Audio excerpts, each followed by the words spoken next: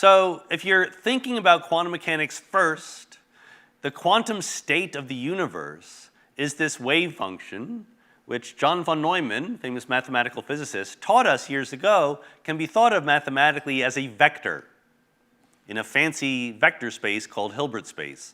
Who cares? You don't need to know that. The problem is, the starting point of a truly quantum description of reality is not stuff arranged in space. It's this vector, this quantum state, but we have to recover our usual everyday way of thinking about the world in terms of stuff arranged in space from this abstract vector picture. How are we going to do that? That's the challenge for Everettians, to start from a purely quantum mechanical description of the world and explain why the world looks pretty darn classical. Or even better, why the Copenhagen interpretation that we teach our students suffices to get the experiments right. My own hope, and this might only be a hope, is that this is not just a challenge but an opportunity. One of the big unanswered questions in physics is quantum gravity. We know, you probably know if you come to this kind of Saturday morning physics thing, that we have not yet achieved a fully working quantum mechanical theory of gravity. We don't understand quantum gravity. But we also don't even understand quantum mechanics. Maybe it's not surprising that we don't understand quantum gravity, and maybe the mistake we've been making is trying to take a classical theory of gravity and quantizing it, rather than starting with quantum mechanics and finding gravity within it. So this is just to give you a hint about the kind of research that I've been doing most recently, trying to extract the world from the abstract quantum wave function. So here is a famous physicist, Albert Einstein. One of the things that he said that was successful was gravity is the curvature of space-time. This is a whole nother lecture, but I already gave the lecture yesterday. You can find versions of it online. But the upshot is this equation. This is Einstein's equation of general relativity. It's the mathematical expression of the idea that the geometry of space-time is influenced by and influences the energy and mass and matter and radiation and all that stuff in the universe, okay? This is a purely classical theory of gravity relating energy and mass, etc., to the curvature of space-time. Obviously, this is another equation that has a lot of symbols in it that are very intimidating. Fortunately for you, you could buy a book that explains what all those symbols mean in exquisite clarity. You could buy it on your phone right now. There's no reason to wait until you get home. But this book only talks about the classical world. There will be a sequel coming out in the spring talking about the quantum world. And what we're trying to do in this project is to take clues from what we know about the quantum mechanical world we observe and use those clues to show how to extract the world that we see. So one of those clues is that it's not just quantum mechanics that is so successful at describing the world, but something called quantum field theory. So field theory classically became very popular in the 1800s with electromagnetism. You have a little magnet here, put iron filings around it. They trace out the lines of the magnetic field. Even though you don't see when you look at the magnet is surrounded by a magnetic field, and you can see what it's doing by looking at these lines that the filings line up into. Modern physics says that's the whole of reality. Everything you know is a vibration in some quantum mechanical version of this field. These fields fill all of space. There's the electromagnetic field, the gravitational field, but there's also the electron field, the quark field, the neutrino field. All the particles you've ever heard of are vibrations in underlying quantum mechanical fields. So that suggests a very different picture of empty space, okay? If you had a theory that was primarily based on the idea of particles, space is just kind of a container, right? You have particles here, particles there. In between, space is empty, nothing is going on.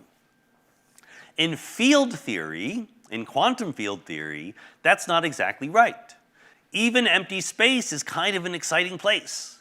There's all these fields. Now, they're doing the least they can do. They're in their minimum energy state, what a physicist would call the vacuum state of the field. But quantum mechanically, they're still there. So empty space is characterized by having these quantum mechanical fields with a very specific wave function doing some very specific thing. Again, this is a clue from what we know. So this is not something we derived. This is our best current understanding of how to think about nature at a deep level. And there is a feature that you get out of this quantum field theory way of thinking about empty space. Namely, guess what? These different regions of space are entangled with each other. Because there's only one big wave function for the whole universe. And so for any little region of space, you can ask, is there quantum entanglement between this little region, the modes, the vibrations in the quantum fields in that region, and the vibrations in this region? And the answer is yes. For any two regions of space, in completely empty space, no particles, no nothing, there is still entanglement. And there is a feature that that entanglement has, that if the regions are nearby, there's a lot of entanglement. If the regions are far away, there's a little bit of entanglement, not quite zero, but much less. Again, this is a clue from conventional, perfectly accepted physics. In empty space, the entanglement between nearby regions is large, the entanglement between faraway regions is small. We want to turn that on its head. We want to go backwards. We want to start with pure quantum mechanics. So there's no such thing even as space. There's no such thing as distance. But there is a wave function, there is entanglement. So we're suggesting, rather than saying when regions are nearby, they're highly entangled, when they're far away, they're a little bit entangled, you go the other way around. You say when regions are highly entangled, we call that nearby. When regions are only a little bit entangled, we call that far away. So what you're doing is you're defining a geometry. You're starting from a purely quantum mechanical set of ideas and words, and you're defining space. You're emerging the idea of distances and lengths and areas and all that stuff from this underlying quantum mechanical information. So there's very naturally a relationship between geometry of space and entanglement. Meanwhile, there's also very naturally a relationship between entanglement and energy. I told you that in empty space, there's a certain amount of entanglement between the quantum fields in any one region and the quantum fields somewhere else. If space is not empty, that means I put a particle there. And that means that I have changed the nature of the quantum fields in that region. In particular, I have broken the entanglement between this region and other regions. So adding energy, adding particles, means changing the entanglement structure. There's very naturally a relationship between entanglement and energy. So what we're left with is naturally relationship between the emergent geometry of space and the underlying quantum entanglement, and very naturally a relationship between quantum entanglement and the energy that you would describe in space. But that is just Einstein. That is Einstein's relationship in general relativity between the curvature of space-time and the energy in space-time. So in other words, there is this crazily hypothetical alternative history of physics in which Einstein did not invent relativity, but we invented quantum mechanics and we thought about it really hard and we wondered how space-time could arise from it, and we realized that if it did, it would naturally be curved and dynamical, and that curvature of space would be interpreted as gravity to you and me. Now, I have to be honest, this all might fail. This is all very speculative research project kind of stuff. We're working on it, trying to make it better. But I like it because it plays by the rules. It plays well with the nature of how quantum mechanics works. It's an illustration that thinking of quantum mechanics carefully for its own sake can lead you to certain ideas about existing problems like how to quantize gravity.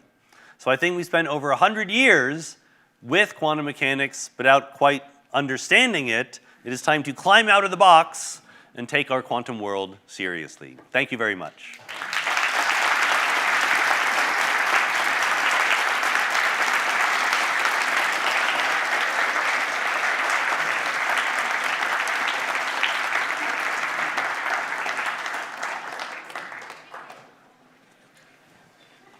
the idea of emergence is one that philosophers and scientists have talked about for a long time. It's a slightly misleading word because it seems like you're talking about something crawling out of the mud and emerging from it. But this notion of emergence has nothing to do with evolution over time. It's just when you have a system that has like one microscopic description, like the air in this room. It's made of molecules. There's oxygen and nitrogen and CO2.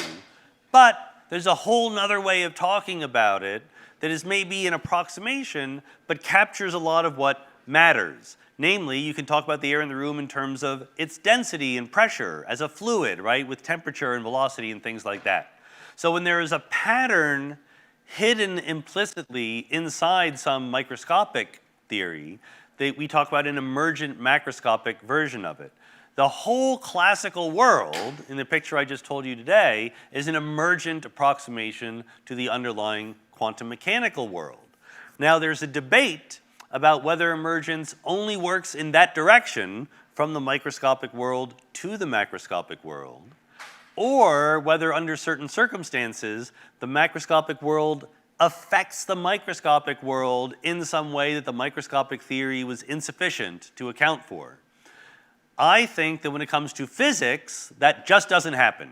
I think that our theory of physics at the microscopic level does the trick. You don't need to know whether an electron is in empty space or a rock or a brain to tell how the electron behaves. All that matters is the fields affecting it at that one point in space. Other people disagree, bless their hearts. So the question is, are the space that we're getting emergent from our quantum mechanical wave function, is it related somehow to the space and the space-times that string theory talks about? String theory is a very popular attempt to unify all the forces of nature, including gravity, by postulating that instead of little particles, the world is made of little strings. String theory is extremely successful and probably is at least adjacent to the truth in some regime, but it is an example of this idea that you start with a classical theory and you quantize it. And so it leads from that starting point to certain very, very specific ideas, like space has to have 9 dimensions. Space-time has to have 10 dimensions. We don't see them, therefore we have to curl them up and hide them in these tiny little compact manifolds. Maybe that's right, but in this picture, you don't need any of that. Again, maybe you might fit it in if you wanted to, but here you're just treating space as not something fundamental. Space is just emergent from an underlying quantum mechanical theory. So there's no obvious reason in this picture why you would have to use all that extra structure. Right, to make things difficult for you, cosmologists and physicists talk about many worlds of quantum mechanics, but separately what you might call the cosmological multiverse. The cosmological multiverse is actually much more down to earth. It's just the idea that very, very far away in some direction, the universe might look very different. Even the local laws of physics could be different. So the many worlds of quantum mechanics is right here in this room. I can do an experiment. You can literally download an app for your iPhone called Universe Splitter, which will branch the universe into multiple copies. So conceptually, they're very, very different. In some ultimate, more elevated theory of physics, they might turn out to be related, but that's not obvious to us right now.